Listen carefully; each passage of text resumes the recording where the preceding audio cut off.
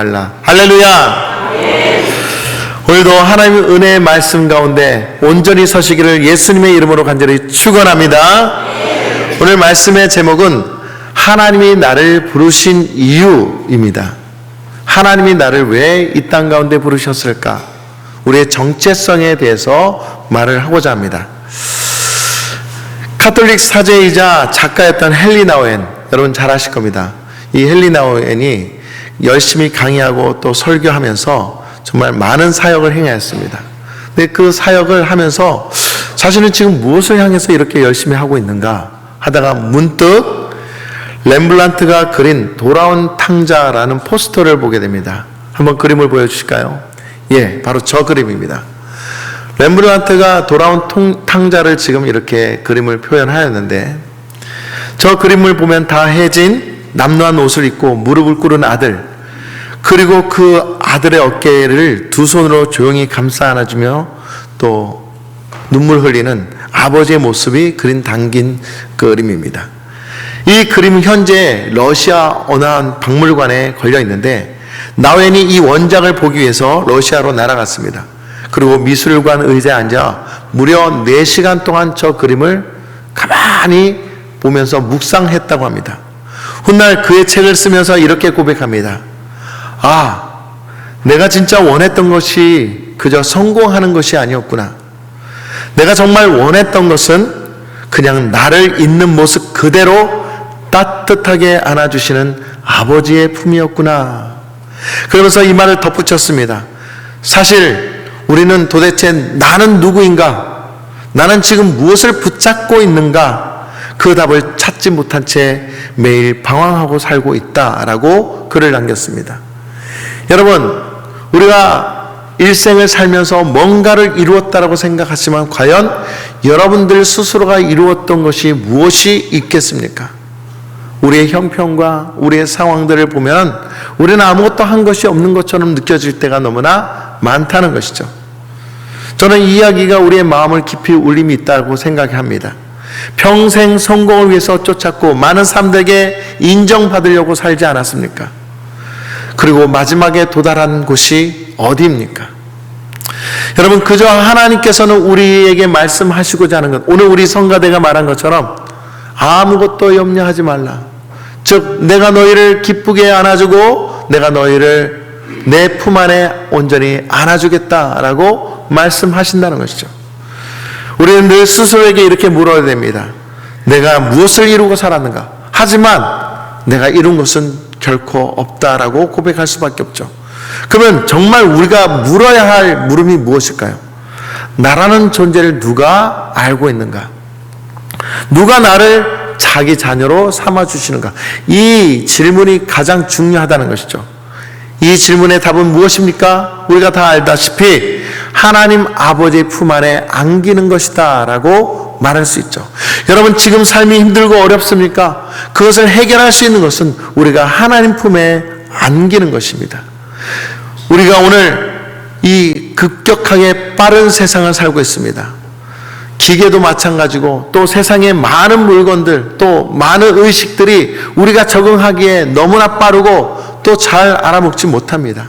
특히 어르신들은 기계뿐만 아니라 또 교회에서도 우리 젊은 사람들이 부르는 찬양을 도저히 쫓아가기 힘들다라고 많은 아쉬움을 말씀하곤 합니다.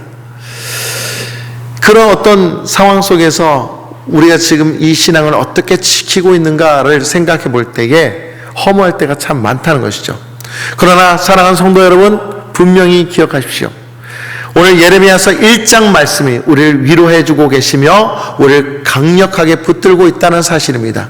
예레미야서 1장 8절 말씀 우리 함께 읽어보도록 하겠습니다. 다 같이 시작. 너는 그들 때문에 두려워하지 말라. 내가 너와 함께하여 너를 구원하리라.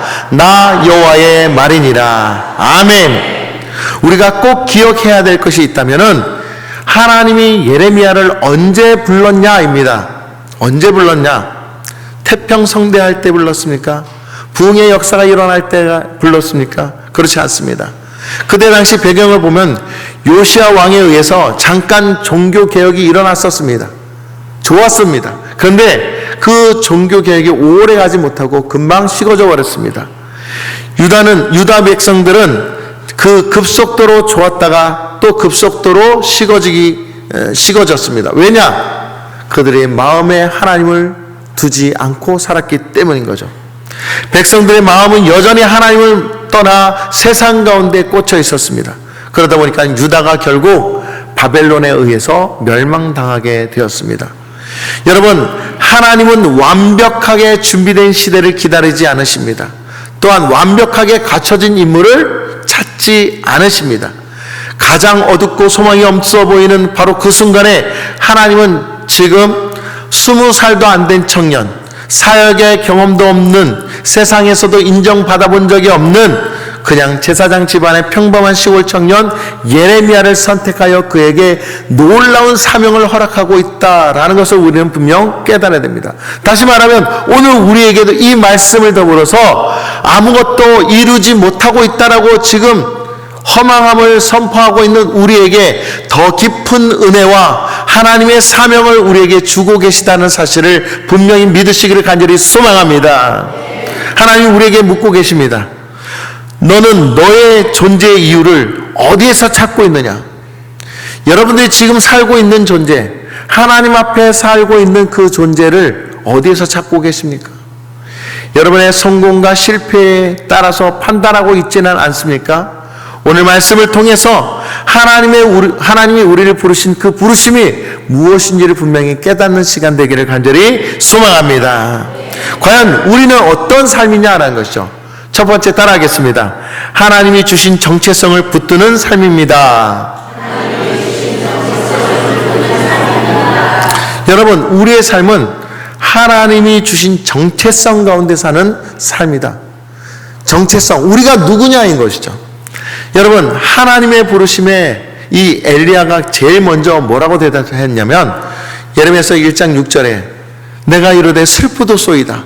여호와여, 주 여호와여 보소서, 나는 아이라 말할 줄 알지 못하나이다. 물론 그렇습니다. 그가 젊은 청년이었기 때문에 세상 경험도 없었기 때문에 아이라 말할 줄 몰랐겠죠.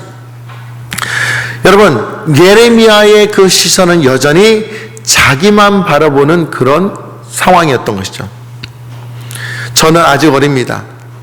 저는 할 수 없습니다. 저는 자격이 없습니다. 사실 이 이야기를 제가 언제 많이 듣냐면 연말에 성도들에게 가장 많이 듣습니다. 목사님, 저 못할 것 같아요. 저 자신 없어요. 내년에는.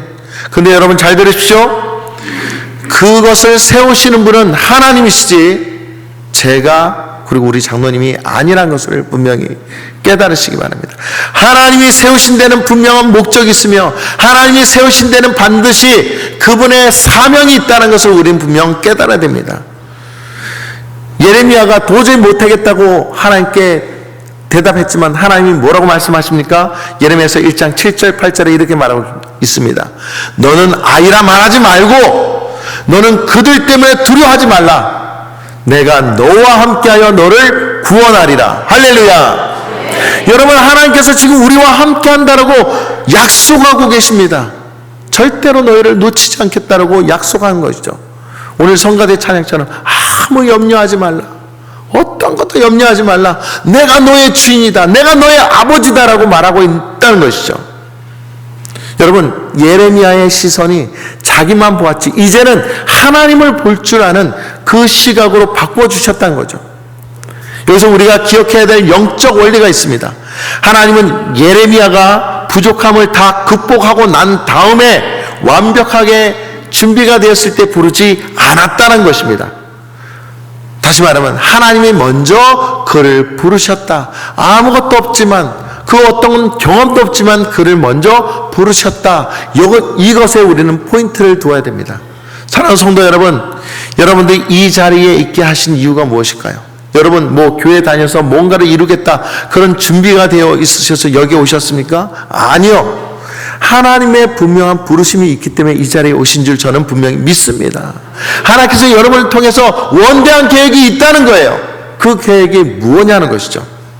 시편 139편 16절 말씀을 보시면은 내 형질이 이루어지기 전에 주의 눈이 보셨음에 나를 위하여 정확한 날이 하루도 되기 전에 주의 책에 다 기록이 되었나이다. 이 말은 무슨 얘기냐?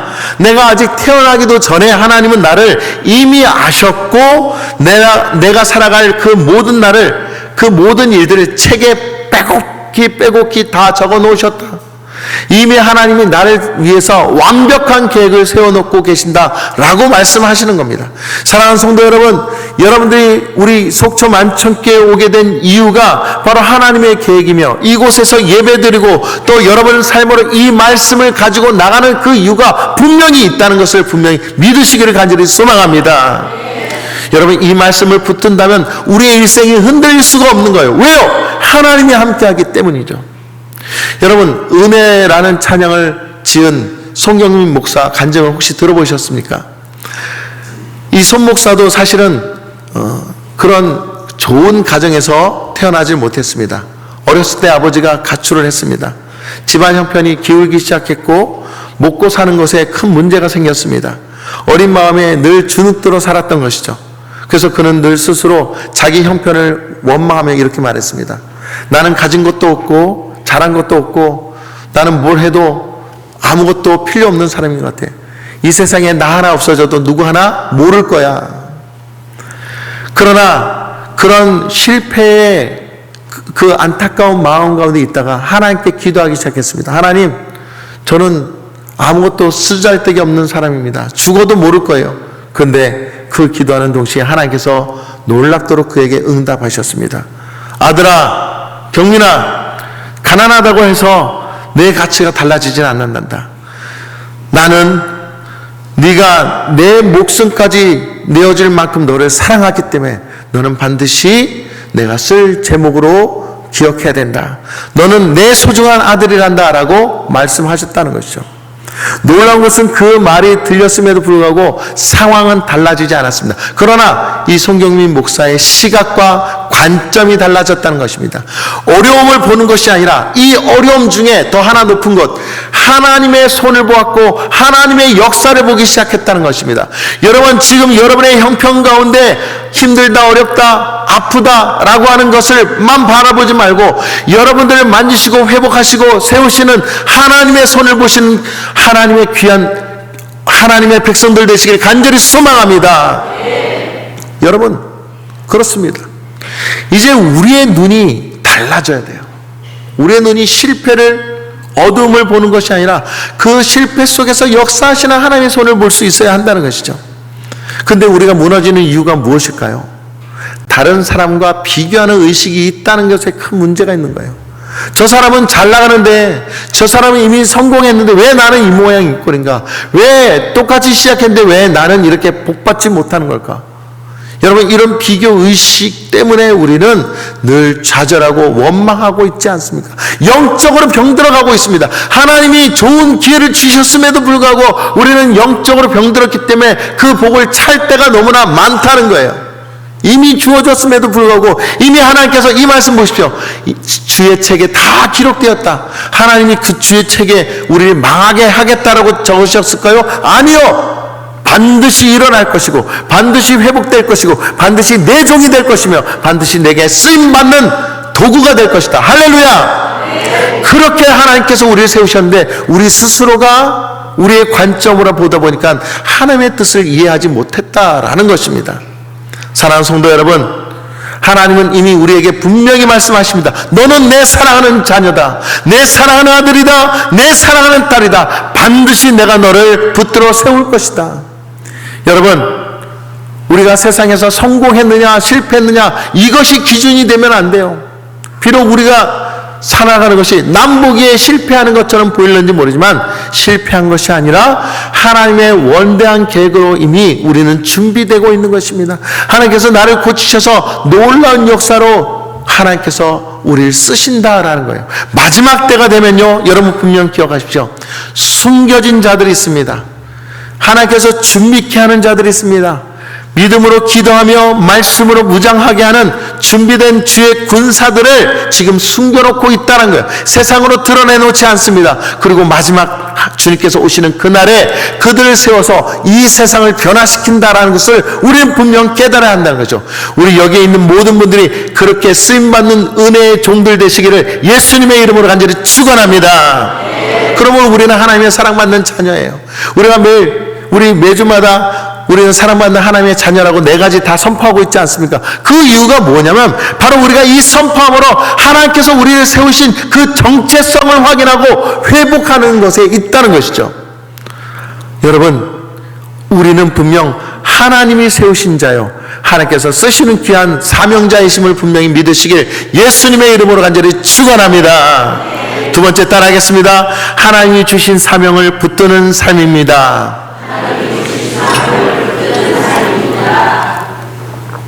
여러분, 정체성은요 바로 내가 누구인가 그런 얘기예요. 여러분이 누구입니까? 어느 누구의 부모에 태어난 누구이다. 물론 그건 세상적으로 얘기하죠. 근데 중요한 거는 여러분의 정체성은 하나님께서 세우신 귀한 은혜의 종임을 믿으시기 바랍니다. 사명은 그럼 무엇인가요? 그 정체성을 확인하고 발견한 믿음으로 순종한 백성이 하나님에 의해서 하나님께서 주신 그 사명을 가지고 사는 사람을 말하는 거예요. 예레미야를 부르시면서 뭐라고 말씀하신 줄 아십니까? 예레미야서 1장 5절 말씀을 보니까 너를 여러 나라의 선지자로 세웠노라. 너를 만방의 구원을 일으킬 사명자로 세웠다라고 지금 말씀하고 있는 거예요. 근데 어떤 분들은 그래요. 나는 지금 나이도 너무나 많고 힘도 없고 아픈 것도 많고 또한 능력도 없고 돈도 없고 뭐도 없고. 여러분, 왜 없다는 것을 그렇게 강조하십니까? 왜 힘들다는 것을 강조하십니까? 여러분, 하나님이 우리의 아버지시고 하나님이 모든 것을 가지고 계시고 하나님이 우리를 통해서 쓰시겠다라는데 왜 우리가 가진 것을 보고 판단하냐는 것이죠. 여러분, 그것을 다 내려놓으십시오. 하나님이 아무것도 없는, 어떤 힘도 없는 예레미야를 세워서 여러 나라의 선지자로 세우겠다고 하신 것처럼 오늘도 우리를 하나님께서 귀하게 여기시는 거룩한 도구로 쓰이게 하겠다라고 말씀하시니 믿으시기 바랍니다. 여러분들을 부르고 계시다라는 것이죠. 여러분, 여기서 우리가 발견할 영적인 원리는 하나님은 어떤 목적도 없이 우리를 구원하신 것이 아니라 하나님이 우리를 부르실 땐 반드시 사명을 갖게 하신다라는 것입니다. 그러니까 하나님의 사람에게는 나는 무엇을 위해 살아가는가에 분명한 답이 있다는 거예요. 여러분, 왜 삽니까? 그 답을 말할 수 있어야 한다는 것이죠. 하나님이 주신 사명을 잃어버린 삶은 방향을 잃어버린 삶입니다. 내가 지금 어디로 가야 될지 방황하는 사람인 거죠. 그러나 여러분 기억하십시오. 여러분은 결코 방황하도록 하나님께서 내버려 두지 않으신다는 것이죠. 여러분, 힘든 일이 있어도 어려운 삶이 있어도 그 속에서 우리가 하나님의 손을 붙잡고 있으면 반드시 그분의 손으로 말미암아 우리를 안전한 곳으로, 안전한 폭으로 인도하신다는 사실을 분명히 믿으시기를 간절히 소망합니다. 왜냐하면 우리 인생이 우연이 아니라 하나님의 손에 의해서 만들어졌기 때문이죠. 할렐루야. 성경은 하나님께서 우리 그리스도 안에서 새롭게 지어진 작품이라고 말을 하고 있습니다. 에베소서 2장 10절 말씀 함께 읽겠습니다. 다 같이 시작. 우리는 그가 만드신 바라 그리스도 예수 안에서 선하신 일을 위하여 지으심을 받은 자니 이 일은 하나님이 전에 예비하사 우리로 그 가운데서 행하게 하려 하심이니라. 아멘. 여러분, 이 말씀 잘 보십시오. 우리를 만드신 목적이 당신을 그 일 가운데 행하게 하신 그 목적이 있다라고 말하고 있지 않습니까? 여러분, 하나님은 우리가 걸어갈 그 선한 길을 미리 준비해 두셨고 그리스도 안에서 우리가 새롭게 지어졌으며 그 길을 걸어가게 하신다는 것을 분명히 믿으셔야 됩니다. 여러분, 사명은 내가 억지로 만들어내는 것이 아니라 하나님께서 이미 준비한 그 뜻을 발견하고 그 다음에 그 뜻에 순종함에 있다라는 것을 분명히 기억하셔야 돼요. 혹시 미션이라는 영화 보신 적 있으시죠? 대부분 많은 분들이 미션이라는 영화를 보셨을 겁니다. 여기에 주인공이 2명이 나오는데 그 주인공 한 명이 로드리고라는 그런 사람이 있습니다. 이 로드리고는 원래 용병이었어요. 사람을 잡아 노예로 팔던 사람이었습니다. 그러다 어느 날 분노를 이기지 못하고 자기 친동생을 칼로 찔러 죽이고 말았습니다. 그 일 이후에 스스로 죄책감에 시달리고 있었습니다. 그리고 자신은 결코 용서받을 수 없는 사람이라고 하면서 참회의 목적으로 자기가 입고 있던 갑옷과 또 칼과 모든 것들을 다 큰 자루에 싣고 큰 주머니를 늘 이렇게 메고 다녔습니다. 그리고 험한 산길 폭포까지 기어 올랐습니다. 끝에 간 그곳이 어디냐? 자기가 예전에 노예로 잡아들이던 그 과라니족 마을에 이르렀습니다. 그때 이 과라니족 원주민들이 이 로드리고를 알아보고 칼과 창을 들고 나오기 시작했습니다. 그리고 그가 생각하기에 이제 나는 죽었구나. 나는 마땅히 죽을 수밖에 없는 사람이니 이제 죽어야 되겠다라고 생각했습니다. 근데 정작 이 원주민들이 칼을 댄 곳이 어딘 줄 아십니까? 그가 쥐고 있던 방패와 또 갑옷과 칼의 그 자루, 무거운 자루의 끈을 끊어버렸습니다. 바로 용서란 이것을 말합니다. 용서란 그 사람이 쥐고 있는 그 끈을, 무거운 짐을 끊어내는 것을 용서라고 하는 거죠.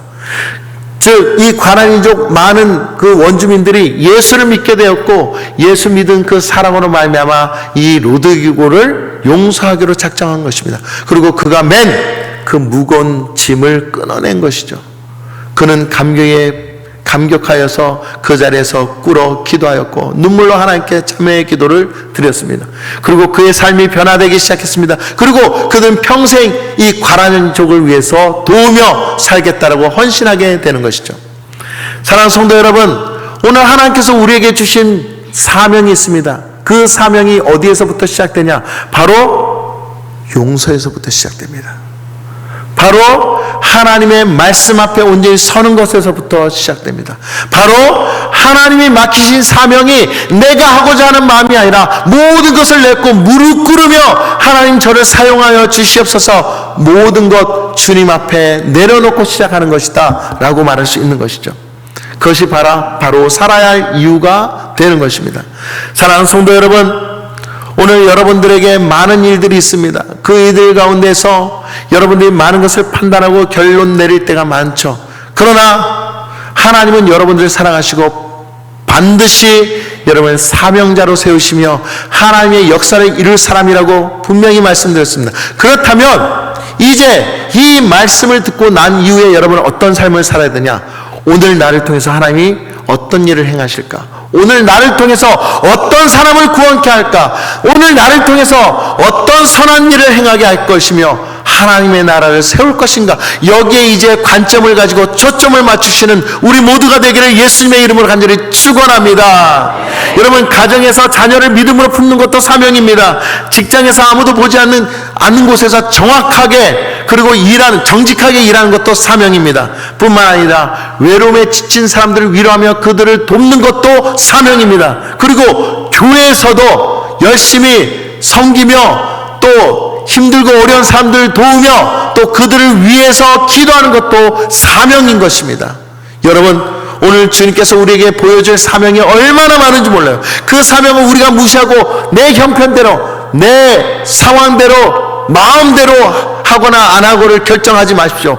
무조건 주님 맡기신 일에 순종하겠습니다 라고 나올 때 하나님 우리를 통해서 은혜의 도구가 되게 하시고 능력의 지팡이가 되게 하실 줄 믿으시기 바랍니다. 내가 너를 왜 그 자리에 보낸 줄 아니? 하나님께서 지금 묻고 계신 거예요. 내가 왜 그 자리에 너를 그 일을 하게 하신 줄 아니? 여러분, 하나님 늘 우리에게 묻고 계신다는 거예요. 여러분, 우리가 있는 곳이 사역의 현장, 사명의 현장이요, 또 우리가 힘들다고 하는 곳, 어렵다고 하는 것이 하나님이 보내신 자리라는 것을 분명히 깨달아야 돼요.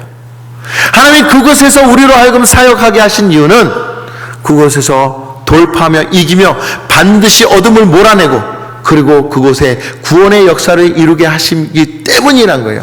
근데 우리가 악의 도구로, 어둠의 도구로 남을 험담하고 잘못된 것을 말하며 또 분열하고 다투고 여기에 꽂혀 있으면 우리는 하나님께로 받은 사명을 제대로 완수할 수 없게 되는 거예요. 이제 내려놓을 것들이 얼마나 많은지를 발견하십시오. 그리고 하나님의 부르신 그 사명, 그 정체성에 우리는 사명을 확인할 수 있어야 됩니다. 여러분, 예레미야에게 뭐라고 했습니까? 너를 여러 나라의 선지자로 세웠다. 그렇다면 여러분들 지금 하나님께서 뭐라고 말씀하시겠습니까? 너를 무엇으로 세웠다라고 말하고 계시지 않겠습니까? 하나님, 저 못해요. 저 힘들어요. 나이 많아요. 저 가진 거 없어요. 아니요. 하나님의 능력으로 채우신다는 것, 하나님의 것으로 우리를 새롭게 하심으로 그 일을 감당하게 하신다라는 것이죠. 사랑하는 성도 여러분, 오늘도 주님이 우리로 하여금 사역의 자리, 사명의 자리를 이끄신 것을 믿고 늘 순종하여 나가는 믿음의 백성들 되시길 간절히 소망합니다. 세 번째 따라하겠습니다. 하나님의 공급을 신뢰하는 삶입니다. 하나님은요, 예레미야에게 사명을 맡기면서 이제 너 알아서 해 라고 말씀하시지 않았어요. 어떻게 하십니까? 예레미야서 1장 8절 말씀, 너는 그들 때문에 두려워하지 말라. 내가 너와 함께하여 너를 구원하리라. 나 여호와의 말이라. 내가 너와 함께하여, 여기가 굉장히 중요한 거예요. 너와 함께하여, 하나님이요 우리를 함께하지 않은 적이 없다라고 분명히 말씀하시면서 너를 통해서 세상을 변화시키겠다. 너를 통해서 교회를 회복시키겠다. 너의 기도를 통해서 죽어가는 심령들을 변화시키겠다라고 지금 말하고 있습니다. 할렐루야! 우리 그 사명을 가져야 돼요. 그 사명 가운데 서야 돼요. 그러면서 9절에 이렇게 말합니다. 여호와께서 그의 손을 내밀어 내 입에 대시며 여호와께서 내게 이르시되 보라, 내가 내 말을 내 입에 두었노라. 지금 저는 아이라 말하지 못하겠습니다라고 얘기했을 때 어떻게 해요? 그래, 훈련하면 돼, 연습하면 돼, 이렇게 말한 것이 아니라 직접 하나님의 손이 그의 입술에 대며 그 입술에 하나님의 말씀을 선포하게 만들었다는 거예요. 기적을 일으킨 거예요. 놀라운 능력을 일으킨 거예요. 사랑하는 성도 여러분, 하나님 앞에 정체성을 발견하고 바로 서서 주님 부르시면 제가 응답하여 나가겠나이다 라고 하는 그 하나님께 순종하는 백성들에게 놀라운 기적을 일으키신다는 것을 분명히 우리는 알아야 된다는 것이죠. 친히 그 손을 우리 입술에 대시며 말하게 하시고 능력을 선포하게 하신다는 거예요. 얼마나 놀라운 대단한 기적입니까? 여기서 중요한 영적 원리는 하나님은 부족함이 없는 사람을 부른 것이 아니라 하나님이 부르신 사람에게 능력을 채워서 쓰신다, 사용하신다라는 거예요. 여러분, 나는 아무것도 없어요가 아니라 내게 하나님이 임하셔서 기름 부으셔서 성령의 능력이 우리 안에 들어오셔서 나를 통하여서 놀라운 말씀을 선포하게 하시고 그 말씀으로 말미암아 많은 사람들을 일으켜 세우신다라고 말하고 있는 거예요. 사랑하는 성도 여러분, 우리는 하나님의 거룩한 은혜의 통로임을 믿으시기 바랍니다. 항상 쓰임받는 기적의 사람임을 믿으시기 바랍니다. 그러니 오늘 하나님을 신뢰해야 됩니다. 주님이 우리와 함께함을 신뢰해야 됩니다. 주님께서 지금도 역사하고 계심을 믿으시기 바랍니다. 이 말씀이 여러분들 가운데 심겨질 때, 아, 내가 내일부터 어떤 일을 해야 되겠다라는 비전이 보이고 그 비전을 내가 하겠다가 아니라 하나님 말씀하시면 제가 먼저 발걸음을 옮기겠습니다. 그 발걸음을 옮기는 순간부터 하나님의 능력이 하늘 문을 통해서 온전히 내게 내린다는 거예요. 할렐루야! 그 믿음이 우리에게 필요한 거예요. 그 은혜가 우리에게 필요한 거예요. 더 이상 우리는 아이라 말하지 못하겠다, 형편이 안 돼서 못하겠다, 힘들어서 못하겠다, 그런 일을 하지 마십시오. 없는 자리에, 힘든 자리에 내가 두 손 거지고 나가서 일을 하게 되면 놀라운 하나님의 역사로 인해서 하나님의 사람을 붙여주거나 많은 일들을 붙여주거나 많은 경제적인 조건을 붙여주거나 놀라운 기적들이 나타나는 거예요. 왜 우리는 그것을 경험하지 못할까요? 여러분, 홍해를 가르칠 때 이스라엘 백성들이 준비되었나 보고 가르친 것이 아니라 그들이 믿음으로 나가겠다는 의지 가운데 홍해가 열린 것입니다. 뿐만 아니라 요단강도 제사장들이 발을 내디뎠을 때 요단강이 열리게 된 것이죠. 베드로 보십시오. 베드로도 주님의 명령에 따라서 걸을 수 있구나라는 믿음으로 발을 물 위에 올렸더니 걸을 수 있게 된 거예요. 여러분, 오늘도 우리도 마찬가지예요. 우리가 할 수 있느냐 없느냐가 아니라 아까 우리 성가대에서 말한 거죠. 염려하지 말라고 말씀하시면서 너는 내 능력으로 모든 것을 행할 수 있다. 내 능력으로 너의 것을 하는 것이 아니라 내 것을 이루게 하겠다라고 말씀하신다는 거예요. 그러므로 오늘 우리는 주님의 그 명령을 신뢰하며 그분 앞에 온전히 서서 순종할 수 있는 믿음이 되어야 하는 것이죠. 여러분, 하나님의 그 부르심에는 늘 많은 어려움이 있을 수 있습니다. 그러나 어려움을 보는 자보다 그 어려움을 통해서 역사하시는 하나님의 손을 볼 수 있는 사람이 되어야 돼요. 다시 말하면 여러분의 시각을 이 땅에 두지 마시고 하나님의 능력의 손에 하나님께 온전히 들으시기를 예수님의 이름으로 간절히 축원합니다. 하나님의 손을 바라보십시오. 하나님의 말씀을 보시기 바랍니다. 중국의 문화혁명 당시에 모든 외국 선교사가 추방되던 마지막 날에 한 선교사가 오랫도록 제자 훈련한 중국인 목사에게 이런 말을 했습니다. 이제부터 극심한 핍박과 또 어려움이 시작될 텐데 정말 견딜 수 있습니까?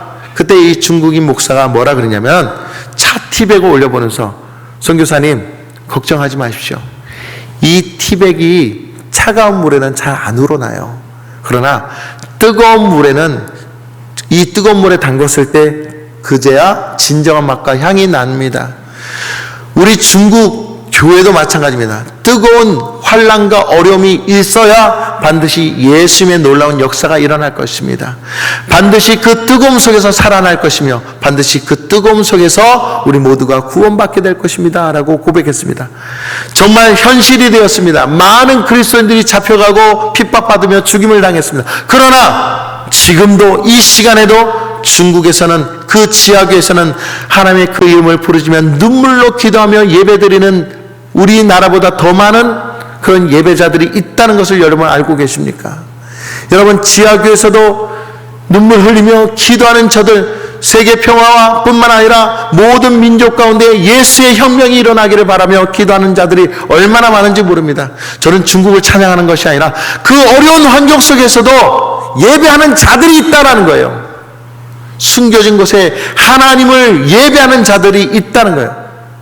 저 북한 땅에도 지금 예배하는 자들이 있다는 거예요.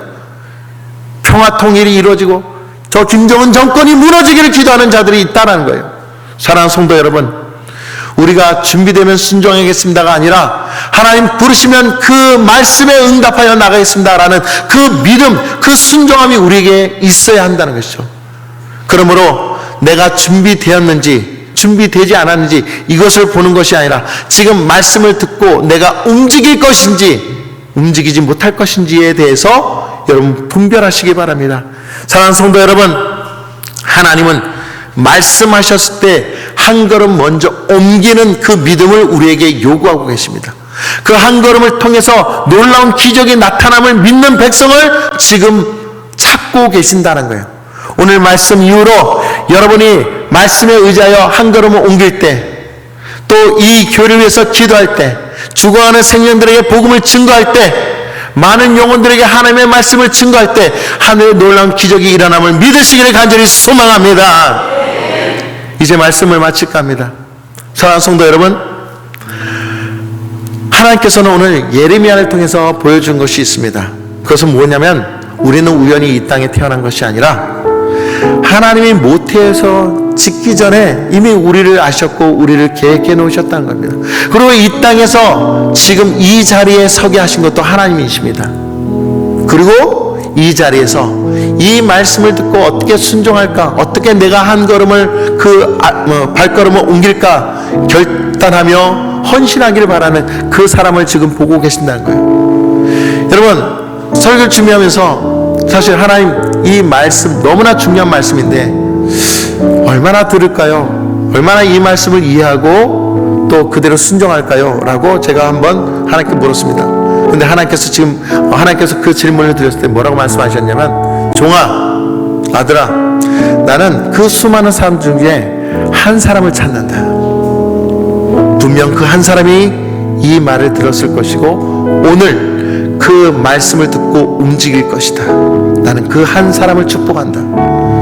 사랑하는 성도 여러분, 저는 여러분들이 모두가 그 한 사람 되기를 예수님의 이름으로 간절히 축원합니다. 하나님 우리를 반드시 세우셨고 우리의 정체성을 확인하셨으며 그 정체성 안에 하나님의 사명을 주셨으며 그 사명으로 순종하기를 원합니다. 그 사명으로 하나님을 신뢰하며 나가기를 원합니다. 우리가 무엇을 바라보길 원합니까? 내가 가진 것, 내가 없는 것, 여기에 의해서 판단하며 갈지 말지를 결단하시겠습니까? 아닙니다. 지금 내가 가진 것이 없다 할지라도 예레미야에게 주어진 그 사명과 같이 오늘 우리를 통해서 세상에 죽어가는 많은 영혼들을 전도할 것이며 그들을 살려낼 것이며 그들을 통해서 놀라운 역사를 일으킬 줄 믿습니다. 사실 금요기도회 때 놀라운 일이 일어났어요.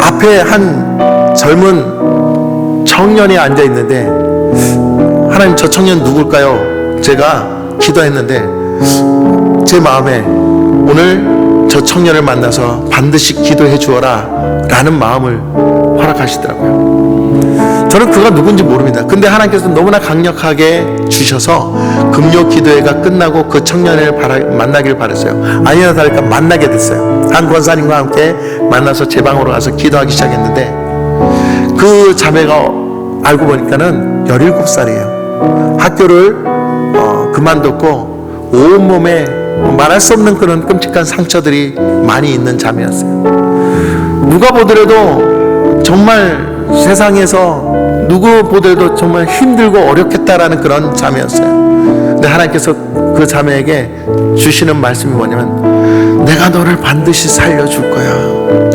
내가 반드시 너를 죽게 하지 않을 거야.